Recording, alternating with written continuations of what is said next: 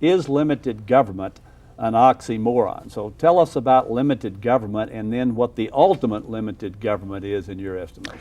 Well, first of all, I am not a fan of government in principle. I don't feel that the institution, as radical as this may sound, is necessary. There are two ways people can relate to each other, voluntarily or coercively. And as Mao Tse-tung pointed out, government comes out of the barrel of a gun. So I don't approve of government in principle. And I don't think that it's either salubrious or necessary in today's society.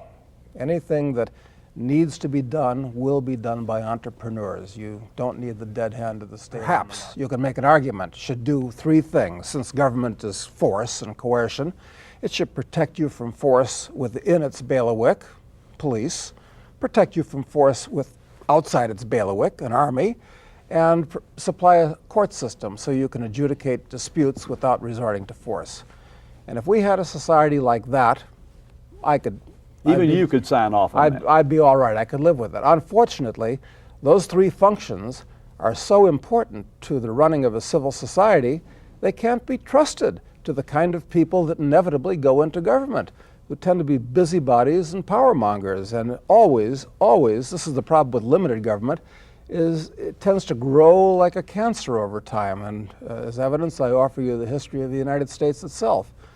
No, I don't think that government, as shocking as this is to say, serves a useful purpose. It's not really Think necessary. of where in the world you would most like to be poor. Would you like to be poor in the United States, or would you like to be poor in North Korea? Or would you like to be poor in Bangladesh? Look at the societies on earth where the poor are doing the best, and it is consistently the societies that have the most economic freedom. Now, in terms of welfare state, well, there's been an awful lot of sociological research on this that shows that actually these programs have in fact entrenched problems they were allegedly intended to solve, but that what in fact they do is they make people dependent on the state. This is just the type of relationship the state likes to have with people. But look back to the 1960s, before medicine was so heavily bureaucratized. Are we reading in the newspaper that people are dying in the streets and we're walking over corpses on our way to work because they can't get medical care? You find that the poor and the wealthy had about the same number of hospital visits, costs were reasonable, physicians understood that part of the moral obligation they had as physicians was to give free or low-cost medical care to people. I mean, this sounds like a society from Mars, right?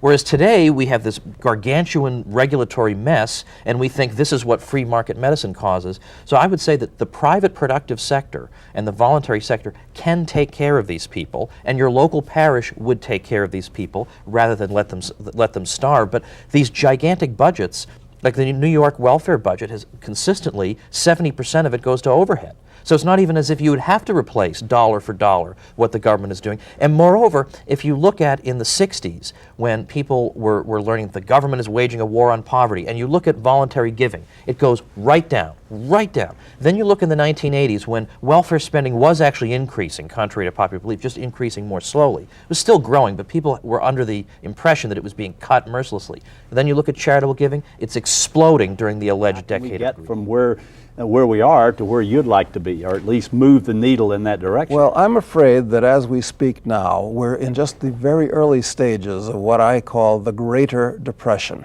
It's a period of time during which most people's standard of living, here in the United States anyway, are going to go down significantly.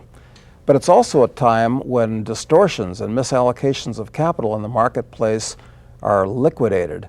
I think that in the next 10 years, we're going to see as great a change in American society as we had during the Depression and World War II. It's going to be a huge change. Now, how society is going to reorder itself, that's up in the air. I hope it reorders itself with a much smaller state, a much smaller government, and much more individual freedom. It might go exactly the opposite talking about way. things that matter with people who care. Visit our website at McQuestionTV.com to view and discuss past and present McQuestion TV episodes and subject matter. You can also follow McQuestion TV on Twitter at McQuestion TV or download McQuestion TV video podcasts on iTunes.